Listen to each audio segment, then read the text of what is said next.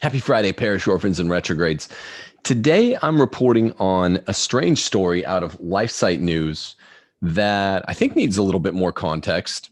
I buy much of it, but I'm scratching my head at some of the lacunae, the dark spots in it. So welcome. I hope you're having a great Friday. This is the 3-week mark since the motu-proprio circulated by Francis, and that's our topic today from a particular angle. The Lifesite article is entitled Vatican Sources, Pope Will Use a Spy System, Left-Wing Cardinal to Suppress Traditional Latin Mass. Now, I'm going to talk to you from the perspective of a person that has criticized this motu-proprio harshly, a TLM lover. You all know my equipoise with regard to the traditional Latin Mass, the Tridentine Latin Mass. It's good. I'm a supremacist.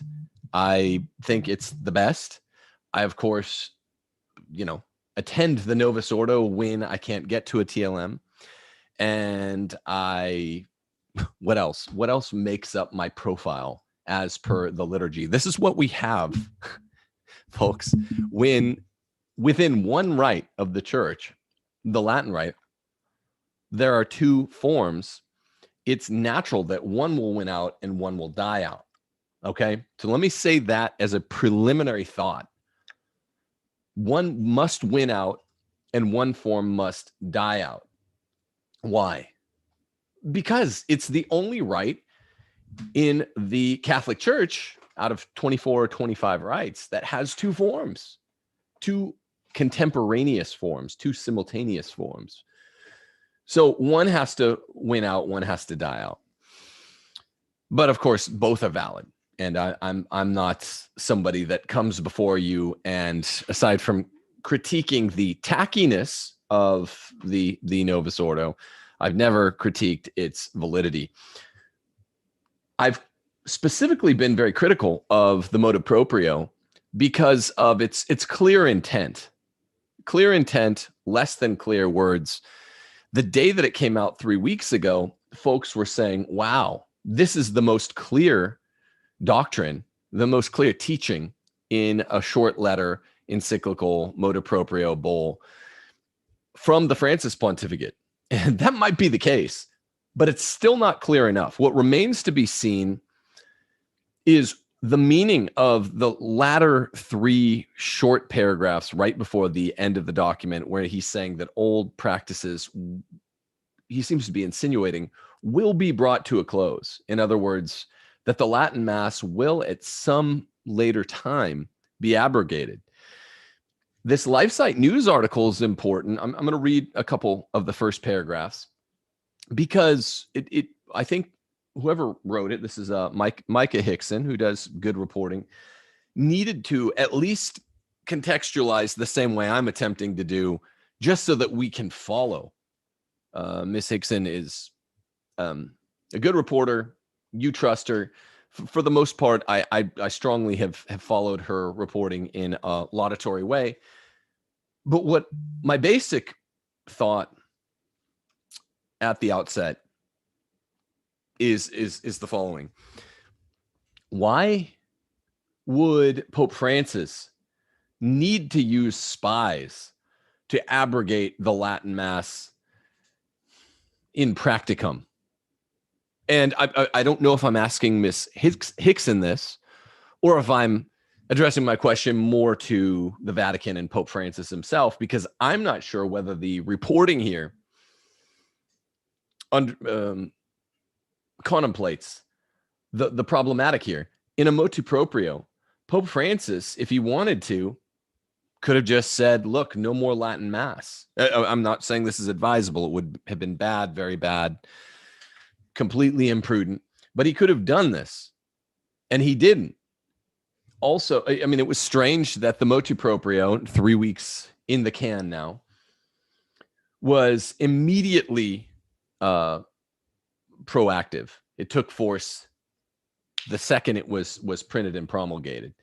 So we know that Pope Francis means business. Of course, we know that he thinks that all of the TLM attendants have psychological problems. He says, dig, you'll always find a psychological problem with a young person that attends the TLM.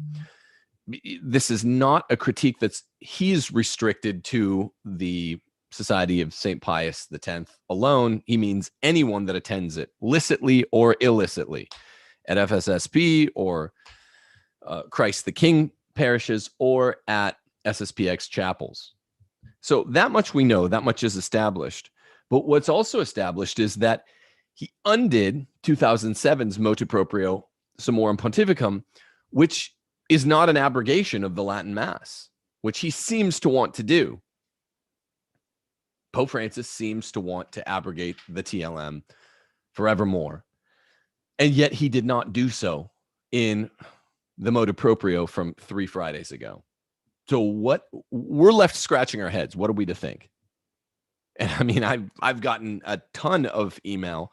I've gotten a ton of comments in the 6 shows I've done between that Friday and this.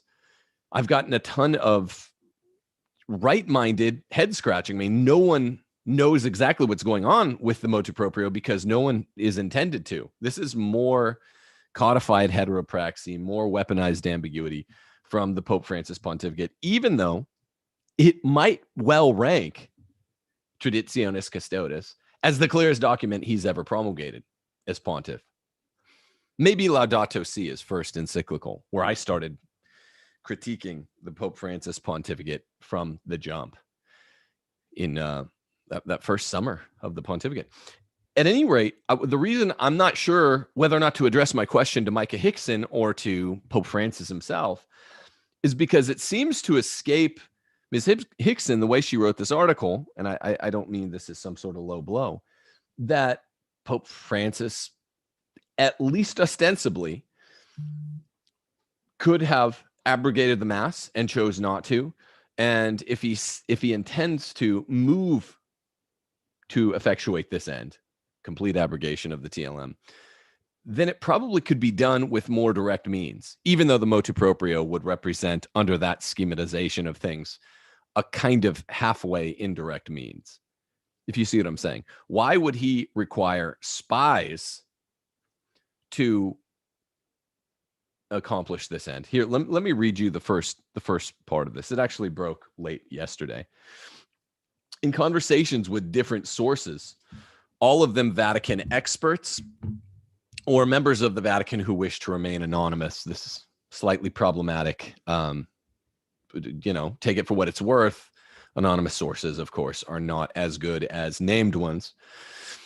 Lifesite has learned that there is an expectation that Pope Francis intends to implement his motu-proprio, essentially suppressing the traditional Latin Mass with the help of a spy system, and especially of the head of the Congregation of Religious, Cardinal João Braz de Avis.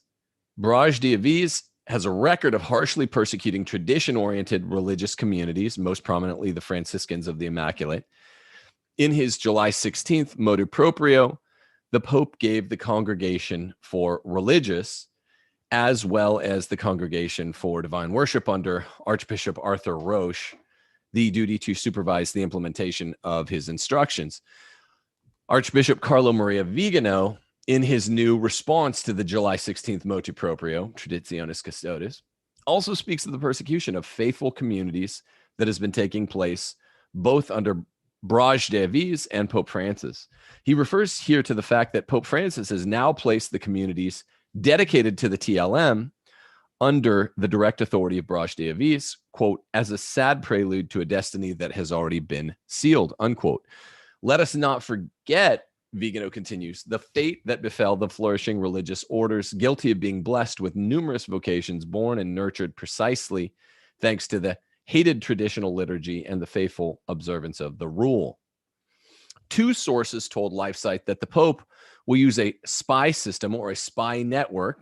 That does not perplex me. This seems well within the traditional, the habituated means of Pope Francis. So that's not what I'm challenging here. As one Vatican source wrote, they will use the spy system. There are everywhere overly zealous ones who will report to Rome that somewhere the ancient rite is being celebrated. Here's where it becomes curious. or they will accuse those bishops who do not intervene, end quote. The information gained by these spies, the source continued, will be used against those bishops who are anyway already being regarded as unpleasant. Now, I'm not saying that any of this is outside of the MO of Pope Francis. He seems to have had the Vatican locked down as a spy state since he promulgated Amoris Laetitia in April of 2016. That's the common complaint. Other cardinals who remain there in Rome complain regularly that it's like living under lockdown, and it has been well before the beer bug. So I'm not saying that Pope Francis wouldn't do this. This is not the nature of my question for Ms. Hickson. My question rather is, if there are already overly zealous ones who will report to Rome that somewhere the ancient rite is being celebrated, why did Pope Francis restrain his restriction of the TLM in Traditionis Custodes to the purview of the bishops? Is this some sort of apparent synodality, apparent subsidiarity of the bishops, that he is behind the scenes implementing as a kind of submit to Rome, submit to me, Pope Francis, diktat? Is he saying, yes, for the public, I merely restricted Summorum Pontificum, which returns the power to individual bishops to either continue to use or to curtail the TLM? I mean, is that it? And behind the scenes, he's saying, but really, all bishops of the world, I don't want you using the TLM. This seems to be Ms. Hickson's implication, and this article's implication, and I don't understand it if that's the case. Now, I'm not saying that it's impossible. I'm saying we need to be given evidence for this interpretation of events. Does this make sense? I have Steph sitting here to my right. Does that make sense? Okay, well, sure. I mean, I just am saying, why not look at the motu-proprio, parish orphans and retrogrades, my friends out there, as a kind of brute fact of the Pope Francis pontificate. He hates tradition. He hates those of us, me, you, the good guys of the Catholic world, generally speaking, who love tradition. Well, there's plenty of complaints, but no quibble there with me. But why must we believe, or why ought we to believe, that this is a two-step plan, this motu-proprio Traditionis Custodes? You see what I'm saying? If he wanted to abrogate it, why didn't he just abrogate it? Now, this is a question that I've taken up with Cardinal Burke in my limited channels and means of reaching him. Same pace, Cardinal Brandmuller. Why, given Pope Francis's antipathetic stance toward the TLM, why not just get rid of it outright? I mean, I'm not, don't get me wrong. I'm not suggesting he do this. I'm suggesting that it's the most logical thing for a TLM hater like Francis to do, for a TLM attendee hater like Francis to do.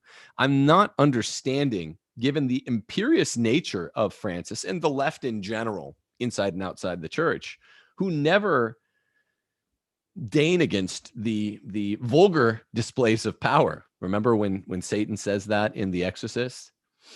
They never deign against just showing, even in vulgar ways, in cursory ways, in puerile ways, the use of their brute force, the exercise. Hey, I'll use it. I want to show how strong I am. I'm a leftist. I'm in charge. This is my fiat. It is your world. My fiat is your world.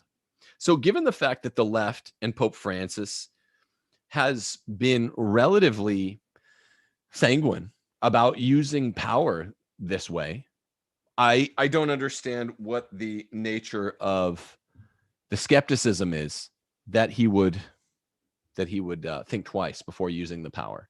That's all I want to ask Micah Hickson. Why does he need this intricate spy network, and how effective could a spy network be in every diocese of the world? Was he going to send spies to Bishop Strickland's, Tyler Archdiocese in East Texas, not far from my neighborhood. What's he going to send spies to Cordileone, Archbishop Cordileone in San Francisco? I don't understand. As one, I'm going to read this for clarity's sake. As one well-experienced Vatican observer who asked to remain unnamed puts it, I think the Pope will punish in every way possible any bishop who defies him directly. But by allowing the TLM, there is no act of defiance on the part of the bishop. Is this clear? I mean, not many things are established at this point. Maybe eventually Pope Francis will move to abrogate the TLM entirely. But as of now, there's simply no act of defiance that most of the bishops in the world have in their act of continuing the TLM. So I simply don't understand why this article is proceeding as if an individual bishop or multiple bishops around the world continuing the TLM unabated, as many have, would be characterized as an act of defiance. If there's anyone in the questions or comments that wants to answer my non-rhetorical question here, I'm more than open to hearing from you. I'd love to. I am not being facetious. I'm not being rhetorical. I simply don't understand why this article, from the second I read it, curiously assumes that Pope Francis doesn't do what he means. He does. Now, he uses some weaponized ambiguity, but it's usually direct weaponized ambiguity that enables the Sankt Gallen agenda, which he represents, to go forward right away. For instance, this motu-proprio was immediately affected. It was immediately effective. So this well-experienced Vatican observer continues, Francis has used the spy networks to good effect during his entire career, and he has never ceased. End quote. This source thinks that the Pope might even use accusations of cover-up of sexual abuse as a tool to silence the resistant bishops. These bishops do not represent any kind of resistance. They're merely, as the figureheads, the sovereigns of their diocese. They're simply making a choice that Pope Francis's own synodality leaves to their discretionary authority. So I simply don't understand why there's not at least a paragraph addressing this concern. If you see what I'm missing, I'd love to hear it. This source, Hickson continues, fears that the bishops of our day have already a weakened disposition to start with, agreed, and that they therefore might very well easily fall, agreed. Direct quote here, we have a mental illness in the church right now that makes weak-minded people want to prove their loyalty by committing ritual suicide. No problems there. I simply don't understand why it would be construed as an act of resistance or defiance for a bishop to continue to allow the TLM. If Pope Francis wanted more directly to restrict the TLM, he would have done so. And I think he will eventually. So I'm not saying this isn't a bit of a psyop. I'm not saying there's not some modicum of weaponized ambiguity in this act, 3 weeks old today. There always is in everything Pope Francis does. What I'm questioning of Miss Hickson is instead, why is she so certain that Pope Francis took such a, not even a half measure in the direction he wanted to go, but like a quarter or an eighth measure, just undo Summorum Pontificum, which will leave to many of the bishops who are cowardly also in fear of popularity, and the TLM is very popular, as well as being cowardly in fear of Rome. Why would he not enforce it more directly, more explicitly in the letter? Just say, hey, I expect you guys to pretty much do away with this. There are those 3 paragraphs at the end of the document insinuating that might be coming down the pike, but not yet. One simply cannot call this an act of defiance, viz. A bishop who continues to allow the TLM in his diocese. And Ms. Hickson does so in this article. It just doesn't make sense to me. As an example, the source points to religious communities who have already eagerly implemented papal directives, even though they led to the destruction of their communities, thereby becoming their own enemy in order to prove their obedience. This source points out that it is not only Brage de Aviz, but also his secretary, who are behind many harsh measures taken against communities. Again, there's no doubt here that faithful, tradition-loving communities are broadly regarded by this Vatican as something like hostiles, enemies of the state. But it's a diplomatic war that Pope Francis wages on his own bishops who remain faithful to tradition. And it's a diplomatic posturing that these faithful bishops in turn regard Francis with. It's like, okay, give us a direct order and we'll obey. That's the nature of the church. And I've talked a lot about that since the promulgation of the motu-proprio. There are acts of resistance which are obedient even as they're resistant. And there are acts of obedience, which are disobedience, resistance, which are formally disobedient, not allowed to the Catholic, layman, priest, or bishop. So we have to distinguish, and there are grounds within tradition and magisterium of our bimillennial church for such a distinction. Okay, so this is one thing that Pope Francis, even though he still uses weaponized ambiguity in Traditionis Custodes, he says, I'm giving this decision to each of the individual bishops, synodality, knock yourselves out, get rid of the Latin Mass or don't. And many chose not to get rid of it. And Lifesite is saying that he's going to employ a worldwide system of spies, which doesn't really work according to our intelligence agencies. You can't have spies ubiquitously throughout the world. You can send them to 1 or 2 or 5 places throughout the world, but you can't send them to every diocese very effectively, very efficiently. Why not just take the more direct route?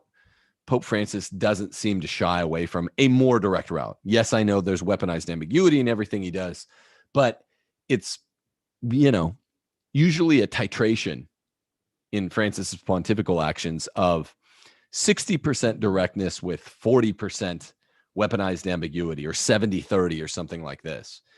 If his true intent with the motu proprio was to, starting 3 weeks ago today, have the TLM done and to enforce this through a system of spies, that just wouldn't make a lot of sense. It wouldn't be very consistent with his MO. What would be consistent with his MO is get this out there. Maybe he was more expectant that a higher portion of the world's bishops would just nix it right away. I was, and he's disappointed 2 to 3 weeks later. And, now he's going to start accelerating the regime by which he'll completely curtail or abrogate the TLM. That'll make sense. I just don't get the spy thing. Okay. Another strange response to this that's worth, that I was talking about with a priest friend of mine, is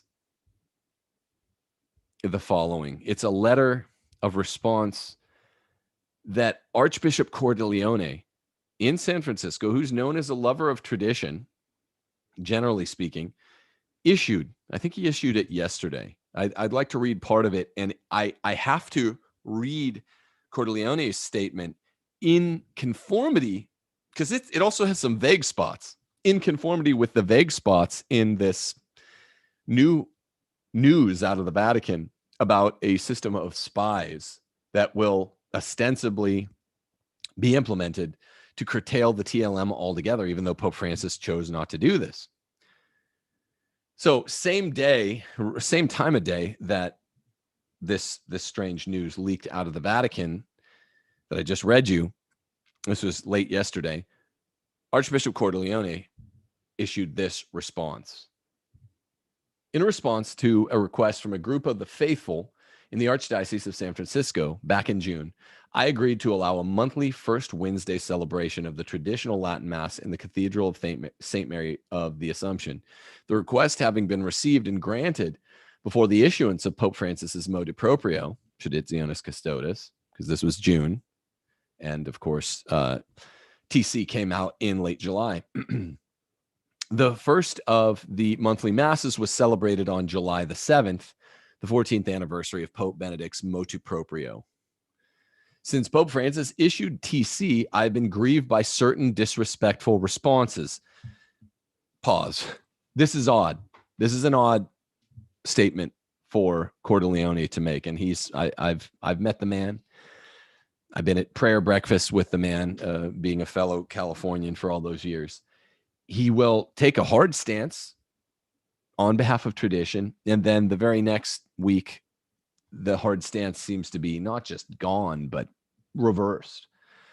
I don't know which disrespectful responses he's referencing regarding TC, because I mean, it's, it was a cruel and a needless move by the Pope against tradition. And I mean, even centrists in the church to the left of Archbishop Cordileone have been saying that it was a cruel and a senseless, gratuitous act of quasi-violence, liturgical violence against traditionalists in the church.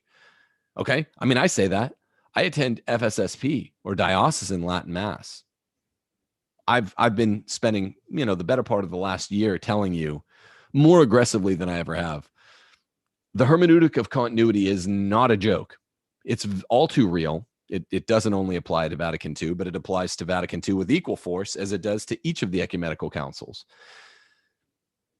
But this has nothing to do actually with my love for the traditional liturgy, the mere obvious superiority of the TLM over the Novus Ordo, which is a totally valid form of Mass that I wind up at many Sundays, has only to do with liturgy. And this is the response of pretty much everyone that would be under Cordileone's jurisdiction.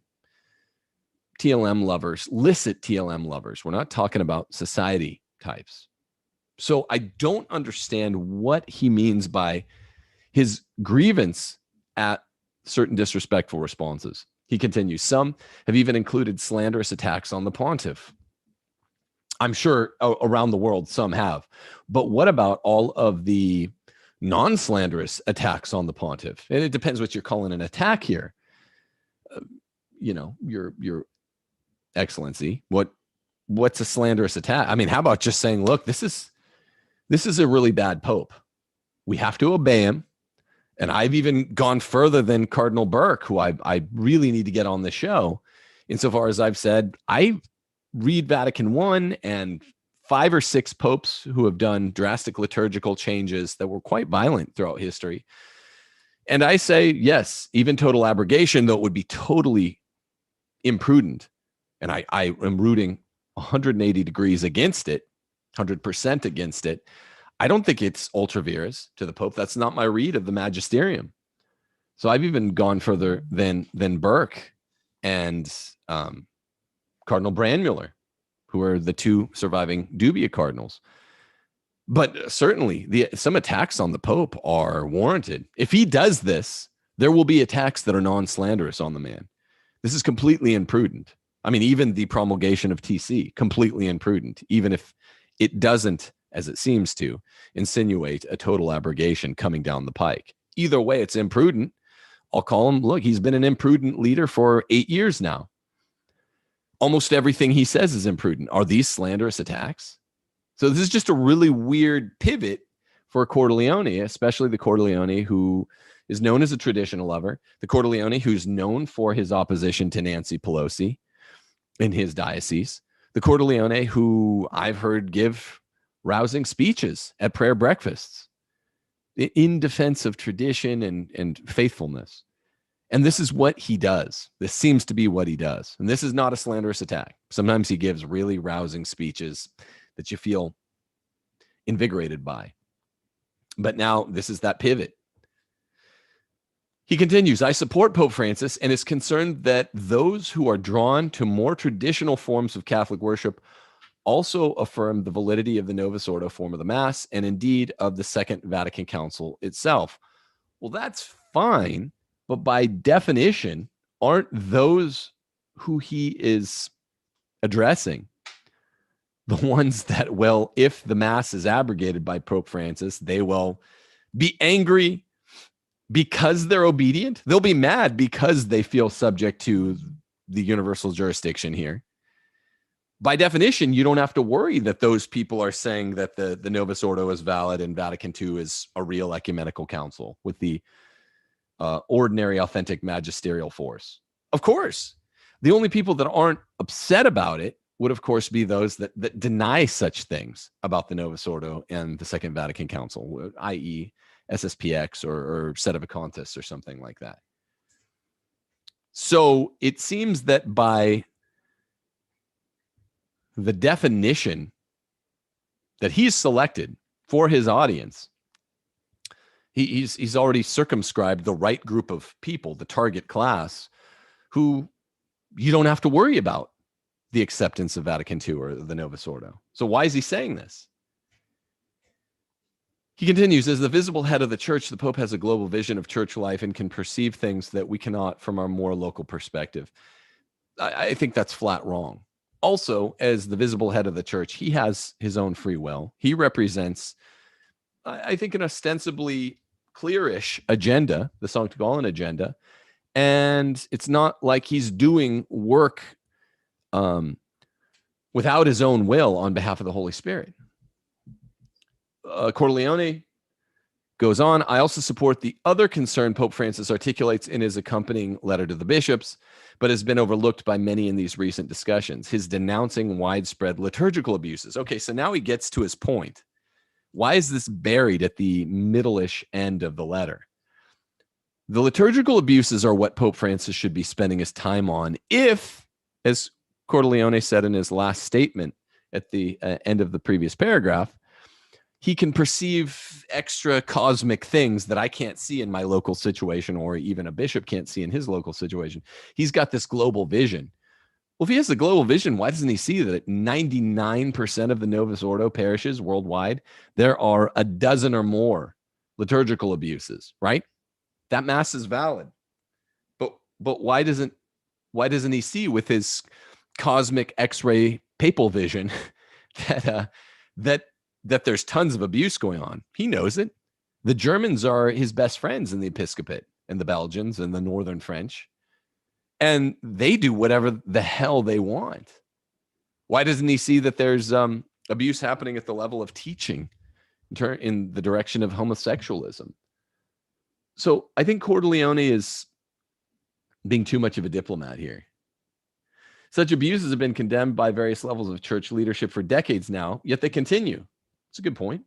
In addition to satisfying the legitimate desires of some Catholics, then, the TLM can also serve as a reference point to enhance the celebration of the Novus Ordo Mass. I totally agree. Should be instructive. Then he goes on to extol Pope Francis, saying he's concerned with preserving unity. I disagree. While celebrations of the traditional Mass will continue, the focus on unity must always be before our eyes in every celebration of the Mass, in whichever form or rite. I just think, it's a strange time, parish orphans and retrogrades, where Cordileone seems to be one of the good bishops, but he loses his steam as often as he gains it, a week or 2 weeks later. I think it's strange that people like Micah Hickson, who I agree with much of what she writes, will then turn around and write a total article saying, look, there's this spy system the Vatican's using to enforce in praxis, the total abrogation of the TLM, without addressing in 1 or 2 lines, in one short paragraph of her article. But the motu-proprio did not itself abrogate the Latin Mass. So can we at least address this as in what we call in Thomas an ad, one of the replies to objections?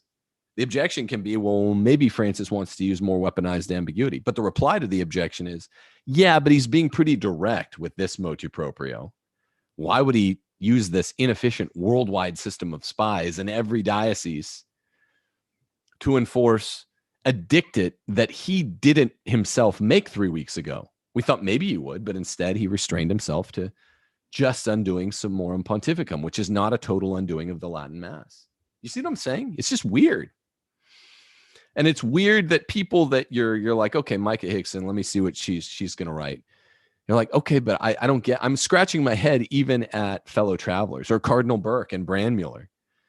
They're saying, yeah, this is really bad. This is an inexplicable, cruel act by the Pope. He basically just hates tradition.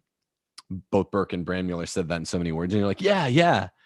And then all of a sudden, they'll say, yeah, and total abrogation of a right of a form or a form of a right is ultra vires to the Pope. And it's like, whoa, what about Gregory the First, Pope Victor, Pope Pius X, what he did to the breviary? I mean, I'm not saying Pope Francis should do this. I'm just saying it's rare to completely agree with any talking head. Now, I don't mean completely agree on life, but even on 3 issues in a row, I can't stack up 3 issues in a row on which I agree with any one of these speakers, because that's not my reading of tradition or the magisterium, that which Burke said.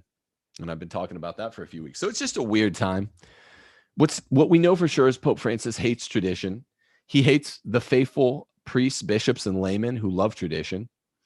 He is unafraid. I totally give this to Micah Hickson. I grant it from the outset. He would be unafraid to use a system of spies. This just doesn't make much sense to use it in this context, if you dig my meaning. I just don't know what's going on. But how about that? What more people just need to say, I don't know what is going on. The way Jim Halpert looks at the screen in one mid-season office and says, what is going on? This is very strange. Here's some good news. Okay. The case for patriarchy is out. It's available on pre-order. It addresses the microscopic concerns of house and home. And this is where 99% of our problems lie, even more immediate and even more close to the heart than what liturgy you attend, is the fact that most Catholics, even faithful ones, even at the TLM, doesn't matter, Novus Ordo, TLM, most homes are beset by feminism. Whether I go and visit a Novus Ordo family that's pretty faithful for dinner, or a TLM family that's pretty faithful for dinner, it's usually the wife running things. And I quietly note, and this is what I'm addressing in the case for patriarchy, and I address it from the perspective of what is the church teaching. Get your copy today. Well, you can't get it today, but you can pre-order it today at sophiainstitutepress.com. You can also get it from amazon.com, and you should get it in the mail sometime in late September, early October. The official pub date is the 1st. Now, we're going to be running some little fun questionnaire contests. I gave away some beautiful painted glass of St. Paul in a patriarchy contest a couple weeks ago. I don't have that many beautiful pieces of art to give away. But what we will be giving away for some mini quizzes are these little hand-stitched Steph Gordon pieces of art. They're hand-stitched. You want to explain some of this? They say, I love the patriarchy. Let's see if we can focus. And what inspired this, Steph? Your love for the patriarchy? My love for the patriarchy. I don't know if you can see it. Oh, darn. Yeah, let's see. My love for the patriarchy. I stitched. Yeah, well, you can't see it. You can't see it. Okay. Well, they're really cool. I'll And go there and see. yeah, so we'll be doing a series of quizzes on the patriarchy, on scriptural patriarchy, mainly just for fun, but to pump up this book. Please, if you want to support this channel, you can do so in 2 ways.